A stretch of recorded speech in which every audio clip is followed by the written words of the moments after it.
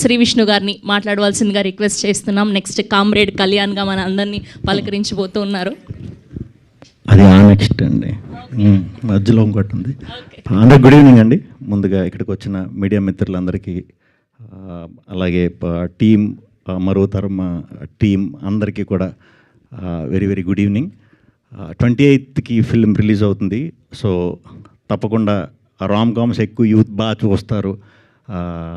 దానికి తోడు ఈ సినిమాలో పాటలు చాలా బాగున్నాయి. చైతు గారు యాక్చువల్లీ మాటలు కూడా పాటలాగే ఉన్నాయి, అంటే మంచి మంచి వర్డ్స్ ఉన్నాయి. అది చాలా అరుదుగా వస్తుంటాయి అలాంటి మాటలు. అవి కూడా చాలా బాగున్నాయి. తప్పకుండా 28వ తారీఖున అందరికీ కూడా ఈ సినిమా నచ్చుతుందని మనస్ఫూర్తిగా కోరుకుంటున్నాను. థియేటర్స్కి వచ్చి చూడండి. అండ్ టీం అందరికీ, హీరోయిన్లకి, అలాగే మా రోహిణి గారు చేశారంటే డెఫినెట్గా సెన్సిబుల్ ఇదైతేనే చేస్తారు. ఆ నమ్మకం ఆడియన్స్ కూడా ఉంది మ్యామ్.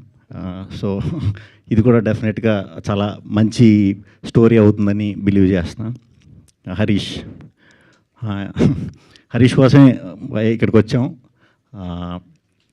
హరీష్ ఎలా అంటే కొంచెం ఏదైనా పట్టుకుంటే వదలడు, నిద్రపోడు. ఏది పట్టుకున్నా నిద్రపోడు. ఆడు నిద్రపోయినా పర్లేదు, మమ్మల్ని కూడా నిద్రపోనివాడు.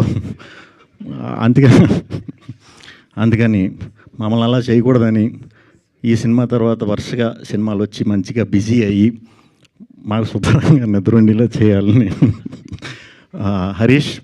హరీష్కి చాలా మంచి టైమింగ్ ఉంది. కరెక్ట్ క్యారెక్టర్ ఏదన్నా దొరికితే మాత్రం ఆ టైమింగ్ మీరందరూ కూడా చూస్తారు. డెఫినెట్గా కొంచెం ఫాస్ట్ చేయి, స్లోగా చేయకు. టూ మచ్ చూజీ మనోడు. ఎక్కువ ఒకదాని తర్వాత ఒకటి అన్నట్టు వెళ్తూ ఉంటాడు. సో అలా కాకుండా టకటకా చేయాలి, ఫాస్ట్గా సినిమాలు చేయాలని మనస్ఫూర్తిగా కోరుకుంటున్నాను. ఇంకా చిన్నపిల్లడు కాదు, ఎదిగావు. సో ఇంకొద్ది రోజులు పోతే సపోర్ట్ చేయదు. సో చేస్తూ ఉండు. హరీష్, ఈ సినిమా తప్పకుండా నీకు మంచి పేరు తీసుకొస్తుంది. ముందు చైతు గారు అన్నట్టు ముందు పేరు వస్తే డబ్బు తర్వాత అదే వస్తుందండి.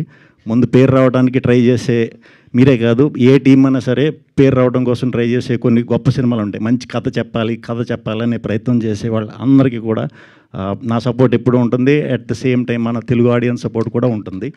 అందుకే మనం ఇన్ని గొప్ప సినిమాలు, చిన్న సినిమాలు ఈ మధ్యకాలంలో అందులో అన్ని నెలకు ఒక చిన్న సినిమా మంచి విజయం సాధిస్తుంది. అది చాలా మంచి బూస్ట్ ఇచ్చింది ఇండస్ట్రీ వారు అందరికీ కూడా.